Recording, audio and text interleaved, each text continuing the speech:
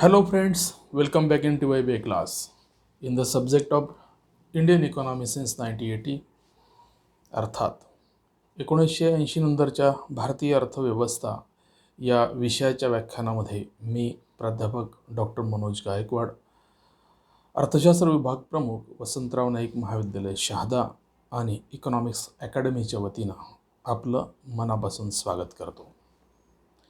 मित्रहो, तृतीय वर्ष कला वर्गामध्ये आपण सामान्य अर्थशास्त्र या विषयाच्या तिसऱ्या प्रकरणामध्ये मागच्या तासामध्ये आपण विदेशी व्यापार, भारताचा विदेशी व्यापार या मुद्द्यांवर किंवा या प्रकरणामध्ये अध्ययनाची सुरुवात केली आहे. मागच्या तासाला आपण भारताच्या व्यवहार तोलाबद्दलची सविस्तर अशी माहिती घेतली. 50-51 पासून तर 18-19 पर्यंत भारताच्या व्यवहार तोलाच्या संदर्भामध्ये भारताचा व्यवहार तोल हा कसा संख्यात्मक दृष्टिकोनातून आणि मूल्यांच्या दृष्टिकोनातून वाढत गेलेला आहे, ज्यामध्ये काही विशिष्ट वर्ष सोडता भारताचा संपूर्ण व्यवहार तोल हा चालू खात्यावर तुटीचा राहिलेला आहे, हेही आपण पाहिलं. मित्रहो, या व्याख्यानामध्ये आपण भारताला सातत्याने व्यवहार तोलात येणारी तूट का आली, त्यामुळे भारताचा व्यवहार तोल असंतुलित का झाला, त्यात असमतोल निर्माण होण्याची कोणकोणती कारणे आहेत, याबद्दल आज विशेष अशी माहिती आपण आज जाणून घेणार आहोत. मित्रहो, मागच्या व्याख्यानामध्ये आपण व्यापार तोल आणि व्यवहार तोल या दोन संकल्पना ढोबळमानाने पाहिल्या. जोपर्यंत आपल्याला व्यापार तोल आणि व्यवहार तोल या व्याख्या समजत नाही, तोपर्यंत व्यवहार तोल हा कसा निर्माण होतो आणि मग तो फायद्याचा असतो का तोट्याचा असतो का तो संतुलित असतो, या कन्सेप्ट आपल्या क्लिअर होणार नाही. व्यापार तोलाच्या संदर्भामध्ये आपण दृश्य वस्तूंची आयात आणि निर्यात याचाच उल्लेख केला होता. जगातला कोणताही देश त्याने ठरवलेल्या आर्थिक वर्षामध्ये देशाकडून होणारी दृश्य वस्तूंची आयात आणि देशाकडून होणारी दृश्य वस्तूंची निर्यात यांचं मूल्य व्यापार तोलामध्ये दर्शवलं जातं. म्हणजेच व्यापार तोल हा फक्त दृश्य वस्तूंच्या आयात निर्यातीबाबत सांगितला जातो आणि म्हणून व्यापार तोलावरून देशाच्या आंतरराष्ट्रीय व्यापाराची खरी परिस्थिती आपल्याला समजत नाही. त्यामुळे आंतरराष्ट्रीय व्यापाराचा सर्वांगीण अभ्यास होण्यासाठी आपल्याला व्यवहार तोल ही संकल्पना, बॅलन्स ऑफ पेमेंट ही संकल्पना समजून घेणं महत्त्वाचं ठरतं. आता व्यापार तोलामध्ये आपण दृश्य वस्तूंची आयात आणि निर्यात असा शब्द प्रयोग केला. व्यवहार तोलाच्या व्याख्येमध्ये फक्त अदृश्य वस्तू, त्याला अदृश्य हा शब्द त्याला जोडायचा आहे. म्हणजे एखाद्या देशाच्या विशिष्ट आर्थिक वर्षामध्ये देशाकडून होणारी दृश्य आणि अदृश्य वस्तूंची आयात आणि निर्यात यांचं मूल्य अभ्यासणं म्हणजे व्यवहार तोल आहे. म्हणजे दृश्य वस्तूंबरोबरच काही अदृश्य वस्तू आणि सेवा यांची जेव्हा देश आयात आणि निर्यात करतो आणि त्यांच्या मूल्यांचा हिशोब जेव्हा लावतो, तेव्हा त्याला व्यवहार तोलाची संकल्पना असं म्हटलं जातं. आता दृश्य वस्तूंच्या संदर्भामध्ये आपण काही उदाहरणं घेतली होती. दृश्य वस्तू म्हणजे ज्या आपण आपल्या डोळ्यांनी बघू शकतो, आपल्या हातांनी त्याची हाताळणी करू शकतो, त्याची नोंदणी एखाद्या रजिस्टरमध्ये आपण करू शकतो. XYZ अशा वस्तूंची आपण मोजणी करू शकतो. त्यांची संख्येमध्ये आपण त्याची मोजणी करू शकतो, त्याची माहिती ठेवू शकतो. इतके मीटर कापड आणलं, तितके किलो सोनं आणलं, तितके लिटर तेल आणलं, या सर्व दिसणाऱ्या आणि हाताने हाताळता येणाऱ्या वस्तू आहेत. यांचा संबंध आपण व्यापार तोलामध्ये बॅलन्स ऑफ ट्रेडमध्ये करत असतो. व्यवहार तोलामध्ये अदृश्य बाबींच्याबद्दल विचार केल्यानंतर ज्या ज्या सेवा आपण देतो आणि घेतो, ज्या ज्या सेवांची आपण आयात करतो किंवा निर्यात करतो, त्या सर्व सेवांचं जे मूल्य असते ते अदृश्य बाबींमध्ये अंतर्भूत असते. ज्यामध्ये आपण बँकिंगच्या सेवा, विमानाच्या सेवा, जहाजाच्या सेवा, हॉटेलच्या सेवा, विशिष्ट प्रकारच्या मनुष्याच्या सेवा, जे यांत्रिक तांत्रिक ज्या बाबी एक मनुष्य ज्या सेवा देत असतात, जे सॉफ्टवेअर इंजिनियर आहे, मेकॅनिकल इंजिनियर आहे, या यांत्रिक सेवा मनुष्याकडून दिल्या घेतल्या जातात. या सर्व बाबींचा संबंध अदृश्य सेवांमध्ये येतो आणि म्हणून अदृश्य सेवांच्या मूल्यांचा हिशेब हा व्यवहार तोल बॅलन्स ऑफ पेमेंट या संकल्पनेमध्ये केला जातो. मित्रहो, एखाद्या देशाच्या आंतरराष्ट्रीय व्यापाराचा ताळेबंद हा व्यवहार तोलाच्या माध्यमातून तपासला जातो. याआधी मी आपणास असं सांगितलेलं आहे की एखाद्या देशाच्या आंतरराष्ट्रीय व्यवहाराचा आरसा म्हणजे व्यवहार तोल. जसं आरशामध्ये आपण आपल्या स्वतःचं प्रतिबिंब बघत असतो, तसं आंतरराष्ट्रीय व्यापाराचं प्रतिबिंब बघायचं असेल तर त्या देशाच्या व्यवहार तोलाचा आरसा आपण बघितला की आपल्याला त्या देशातल्या आंतरराष्ट्रीय व्यापार तोलातून किंवा आंतरराष्ट्रीय व्यापारातून त्या देशाला झालेला फायदा किंवा तोटा आपल्याला अभ्यासता येतो. म्हणून व्यवहार तोल हा संतुलित असतो का, व्यवहार तोल हा तुटीचा असतो का, व्यवहार तोल हा सरप्लस असतो का, तर अदृश्य वस्तू आणि दृश्य वस्तू यांच्या आयात निर्यातीच्या मूल्यांबद्दल जेव्हा आपण विचार करतो, जेव्हा आयातीचं मूल्य आणि निर्यातीचं मूल्य सारखं असते, म्हणजेच आपण इतर देशांना पाठवलेल्या वस्तू आणि सेवा यांची जी किंमत आपल्याला मिळालेली असते, ती किंमत आणि इतर देशांकडून आपण अदृश्य वस्तू आणि सेवा यांची आयात केलेली असते, त्या आयातीच्या बद्दल त्या देशांना द्यावी लागणारी किंमत जेव्हा सारखी असेल तेव्हा व्यवहार तोल हा संतुलित आहे असं म्हटलं जातं. म्हणून त्याला बॅलन्स ऑफ पेमेंट असं म्हटलं जातं. तर तुटीचा डिफिसिट बॅलन्स ऑफ पेमेंट म्हणजे तुटीचा व्यवहार तोल म्हणजे काय, तर आपण आयातीचं मूल्य आणि निर्यातीचं मूल्य यांच्यामध्ये जर तुलना केली तर आपल्याला ही संकल्पना स्पष्ट करता येते. तुटीचा व्यवहार तोल म्हणजे निर्यात मूल्य आपल्याला कमी मिळालेलं आहे, परंतु आयातीचं मूल्य आपल्याला जास्त द्यावं लागलेलं आहे. म्हणजे 100 कोटी रुपयाची आयात झाली असेल, म्हणजे 100 कोटी रुपये इतर देशांना आपल्याला देणं लागतं, परंतु निर्यात आपली फक्त 80 कोटी रुपयाची झाली असं जर उदाहरणामध्ये घेतलं तर 20 कोटी रुपये आपल्याला त्या वर्षामध्ये व्यापार तोलामध्ये तूट आलेली आहे आणि म्हणून त्या कन्सेप्टला व्यापार तोलातील तूट असं म्हटलं जातं. सरप्लसच्या संदर्भामध्ये अतिरिक्त व्यापार तोल आहे किंवा वाढीव व्यवहार तोल आपल्याला जर समजून घ्यायचा असेल तर 100 कोटी रुपयाची निर्यात आणि 80 कोटी रुपयाची आयात असं जर एक्झाम्पल आपण घेतलं तर 20 कोटी रुपये आपल्याला फायद्याचे पडलेत प्लस 20 करोड अशा पद्धतीचा आकडा जेव्हा आपल्यासमोर येईल तेव्हा त्या वर्षी त्या देशाला व्यवहार तोलामध्ये अतिरिक्त नफा झालेला आहे किंवा व्यवहार तोल हा सरप्लस आहे असं म्हणता येते. म्हणजे अशा रीतीने आपल्याला अदृश्य वस्तू आणि सेवांच्या आयात निर्यातीच्या फायद्या तोट्यातून व्यवहार तोलाची संकल्पना समजून घेता येते. भारताच्या व्यवहार तोलाच्या संदर्भात सांगायचं म्हटलं तर भारताचा व्यवहार तोल स्वातंत्र्योत्तर काळापासून तर आतापर्यंत बराचसा प्रदीर्घ काळ हा तुटीचा आहे असं म्हटलं जातं. काही मोजकेच वर्ष जर गृहीत धरले तर त्यामध्ये आपल्याला चालू खात्यावर वाढावा निर्माण झालेला आहे असं दिसून येईल. म्हणजेच 51 पासून तर 18-19 पर्यंतच्या काळातील व्यापार तोल आणि व्यवहार तोलाच्या चालू खात्यावरील देण्या घेण्याचा आढावा घेतला.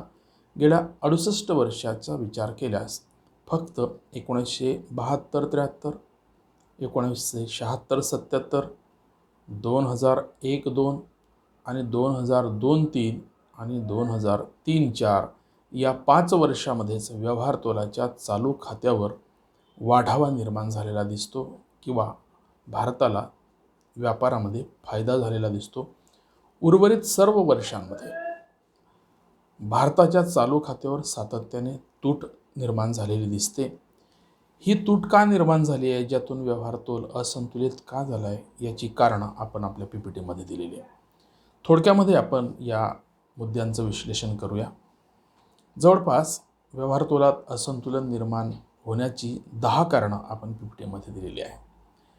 यामध्ये आहे खुले आयात धोरण, प्रमुख आयातीत प्रचंड वाढ, भांडवली वस्तूंची वाढती मागणी, निर्यात वाढीचा वेग कमी, विकसित देशांचे संरक्षण धोरण, रुपयाचे अवमूल्यन व परिवर्तनीयता, अदृश्य देण्याघेण्यातील बदल, देशांतर्गत भाववाढ, वाढते विदेशी कर्ज आणि विदेशी गुंतवणूक आणि तांत्रिक सहयोग करार.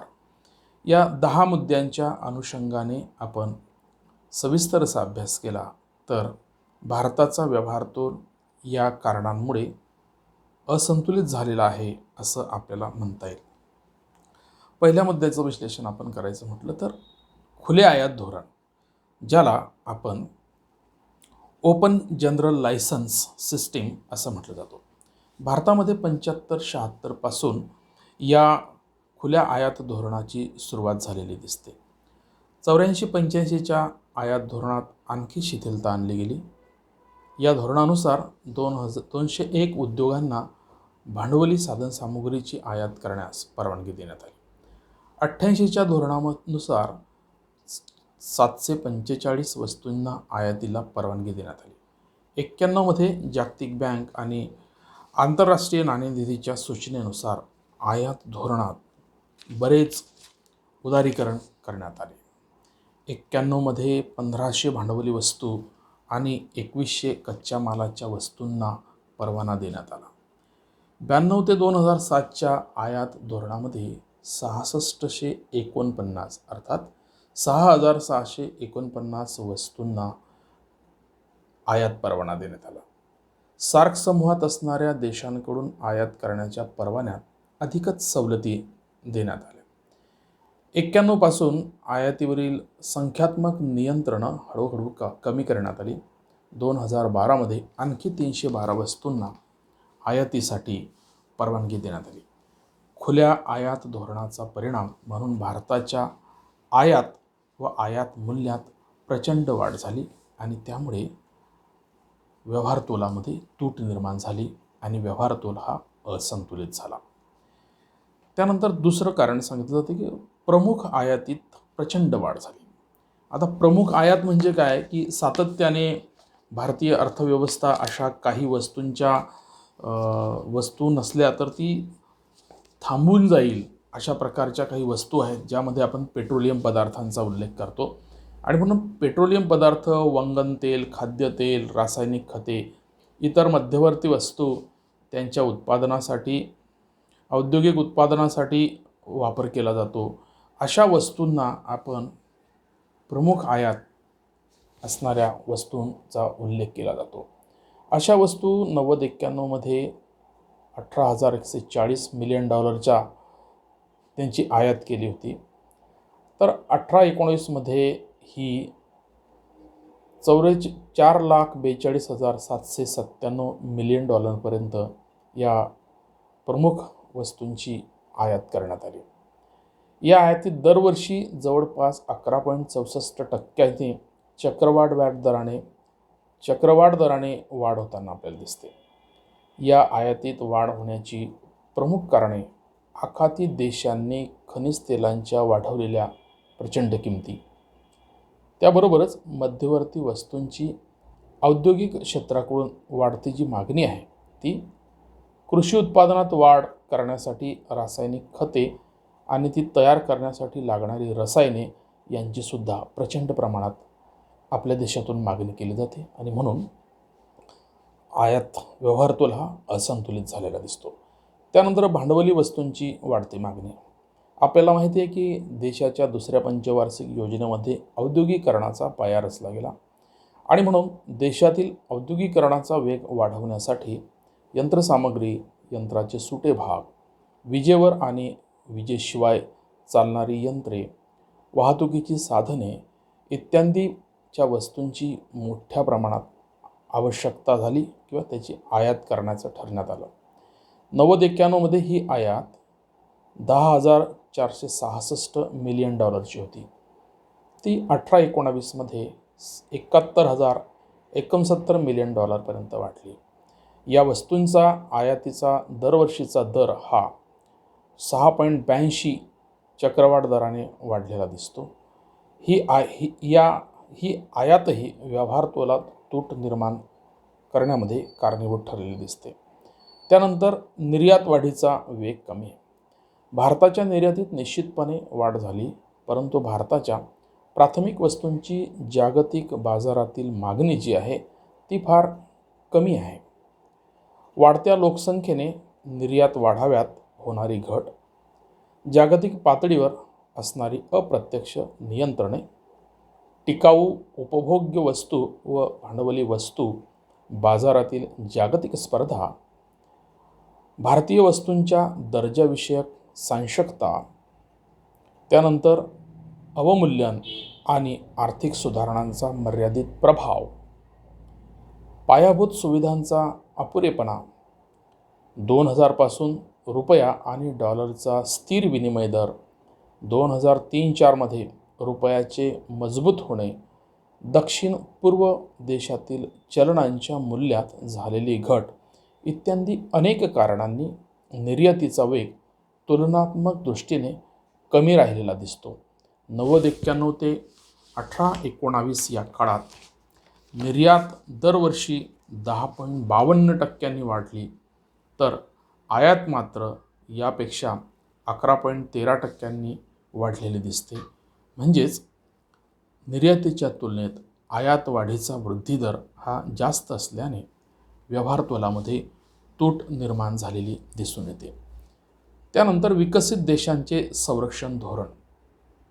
विकसित देशांनी आपले विकास सहकार्य समुदाय स्थापन केलेले आहेत. त्यांनी आपापसातील व्यापार विकसित केला आहे. त्यामुळे साहजिकच भारतीय वस्तूंच्या निर्यातीवर अप्रत्यक्ष नियंत्रणे आलेली दिसतात. विकसित देशांप्रमाणेच विकसनशील देशांनीही आपले विकास समुदाय स्थापन केले.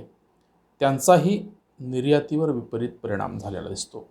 याबरोबरच वस्तूंचा दर्जा, वस्तू उत्पादनात बालमजुरांचे असणारे श्रम यासारखी वेगवेगळी कारणे दाखवून भारतीय निर्यातीवर अप्रत्यक्षपणे नियंत्रणे लादण्याचा अमेरिका व इतर विकसित देशांनी प्रयत्न केल्याचे दिसते. त्यामुळे निर्यात वाढीच्या वेगाला मर्यादा आलेली दिसते. त्यामुळे निर्यात कमी आणि आयात जास्त अशा स्थितीतून व्यवहार तोलामध्ये असंतुलन निर्माण झाल्याचं दिसून येते. त्यानंतर 6वं कारण सांगितलं जातं की रुपयाचे अवमूल्यन व रुपयाची परिवर्तनीयता. Devaluation of rupee and convertibility of rupee. यामध्ये 1991मध्ये भारतीय रुपयाचे अवमूल्यन 2 वेळेस करण्यात आले. ज्यावेळेस अर्थमंत्री म्हणून माजी पंतप्रधान मनमोहन सिंग होते आणि पंतप्रधान नरसिंह राव होते. अवमूल्यन हेतू व्यवहारातील तूट कमी करणे हा होता. पण निर्यातीत वाढ आणि आयातीत घट झाली तरच ते धोरण यशस्वी ठरते. अवमूल्यनाने विदेशी चलन महाग होते, त्यामुळे आयात महाग होते. खुल्या आयात धोरणामुळे भारताची आयात कमी झाली नाही. दुसरीकडे विदेशी चलन महाग झाल्याने आपल्याला आयातीचा खर्चामध्ये वाढ झाली. आयात आपल्याला महाग झाली. 1994 नंतर भारतीय रुपया चालू खात्यावर परिवर्तनीय करण्यात आला. विदेशी चलन विनिमय दर खुल्या बाजारात ठरू लागला. या प्रक्रियेत भारतीय रुपयाच्या मूल्यात मोठ्या प्रमाणात घट झाली. विदेशी चलन महाग झाले. यामुळे निर्यात वाढ व आयात घट व्हायला पाहिजे होती, पण आयात कमी झाली नाही व निर्यात फारशी वाढली नाही. म्हणून व्यापार तोलात आणि व्यवहार तोलात तूट वाढत गेली.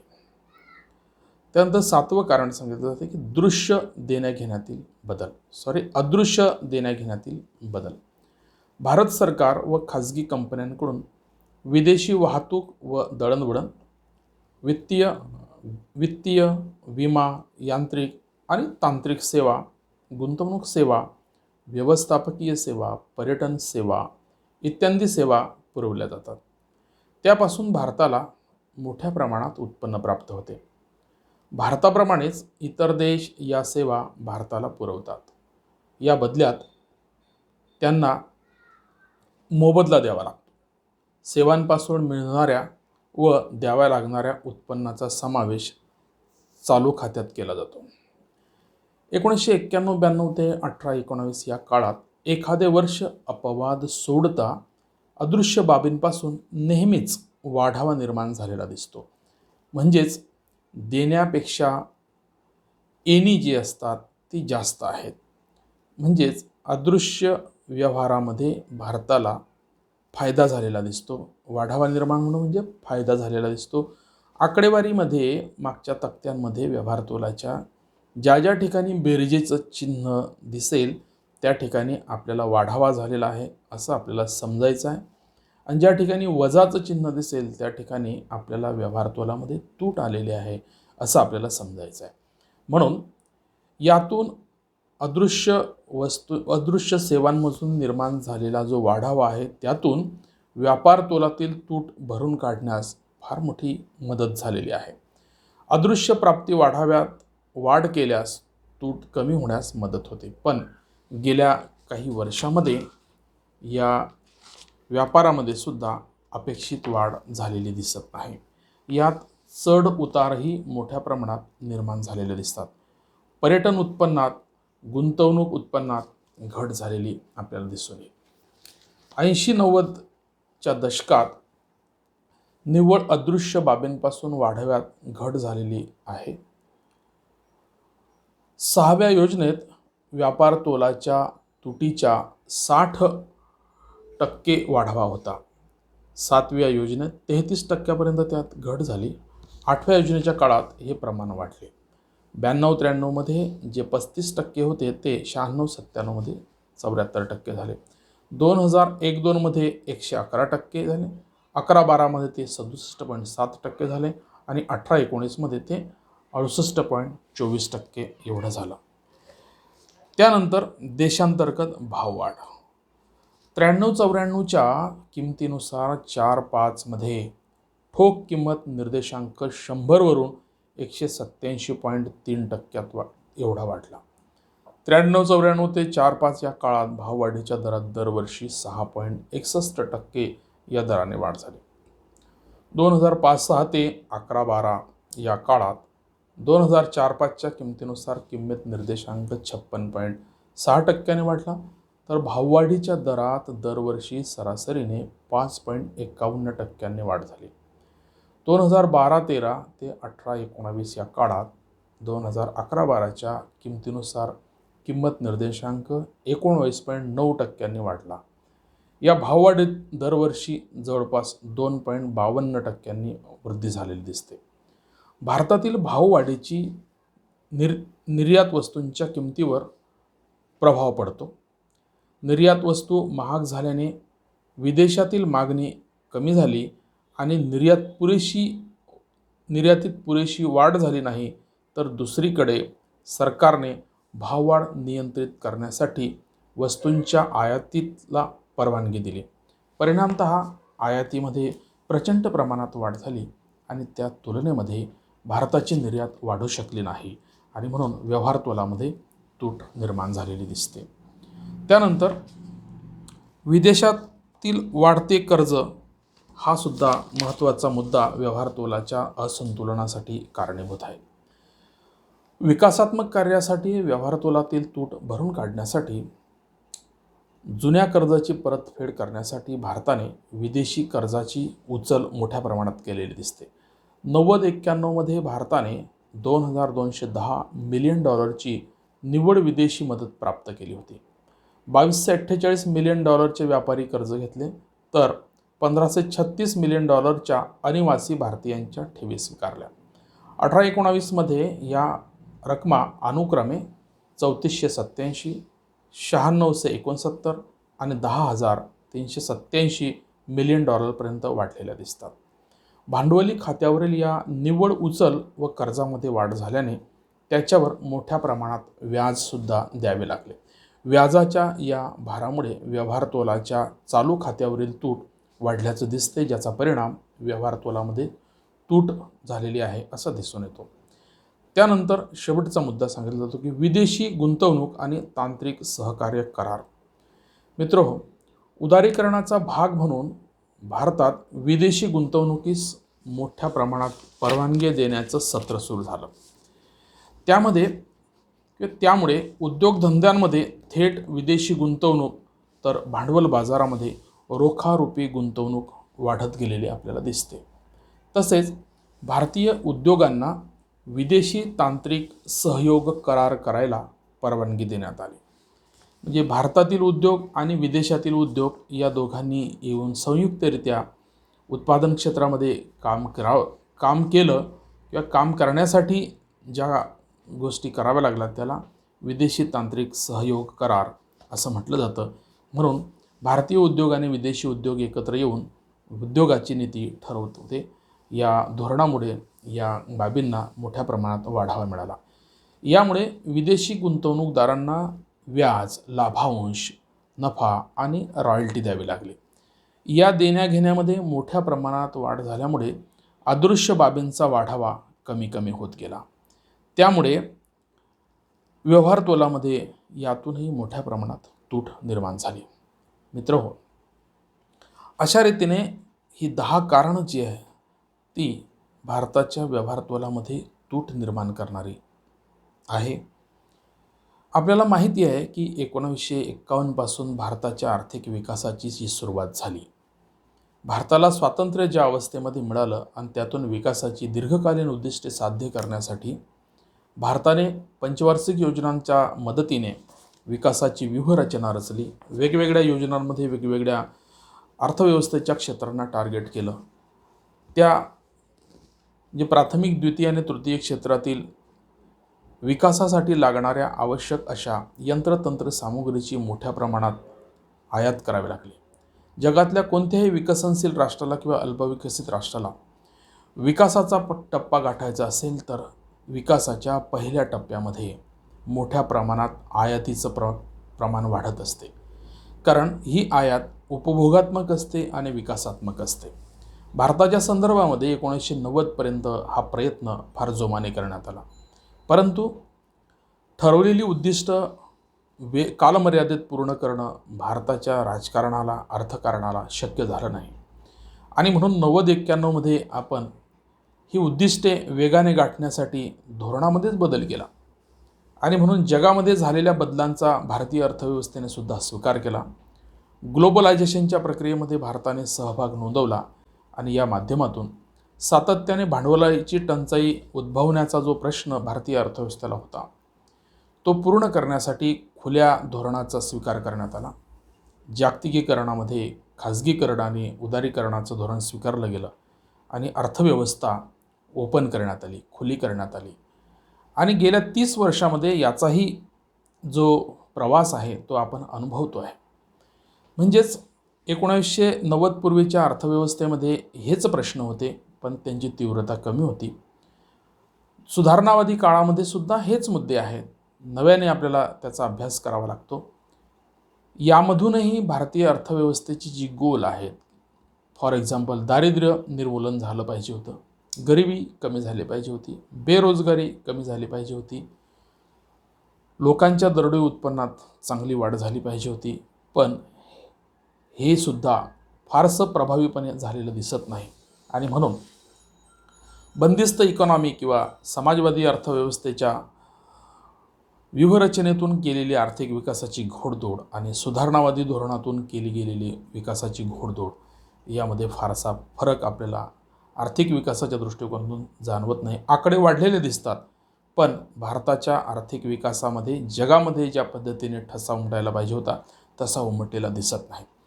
ज्याची चुणूक आपण जागतिक व्यापारात भारताचा किती वाटा आहे या आकड्यावरून आपल्याला सहज दाखवता येऊ शकते. म्हणून व्यवहार तोलात असंतुलित निर्माण होणारी ही कारणं जरी असली तरी भारताचा विकास हा डोळ्यात भरणार आहे, हेही आपल्याला विसरून चालता येणार नाही. हळूहळू मध्यम वर्गाची संख्या देशामध्ये वाढत जाणं हा सुद्धा प्रगतीचं एक मानक आहे असं आपल्याला म्हणता येईल. मित्रहो, व्यवहार तोलाची ही कारणं इथेच आपण आता संपवतोय. आपल्या लक्षात आली असतील. आपण निवांतपणे मन लावून हा व्हिडिओ ऐकावा, नोट्स काढाव्यात. आपण इथेच थांबतोय. संतुलित व्यवहारतोल संतुलित करण्यासाठी सरकारने कोणत्या उपाययोजना केल्यात यासाठी आपण नवीन व्हिडिओ बघूया. दुसऱ्या व्याख्यानामध्ये आपण त्याचा अभ्यास करूया. तोपर्यंत आपण इथे थांबतोय. घरी आहात, घरीच राहा आणि आपली आणि आपल्या कुटुंबाची काळजी घ्या. धन्यवाद.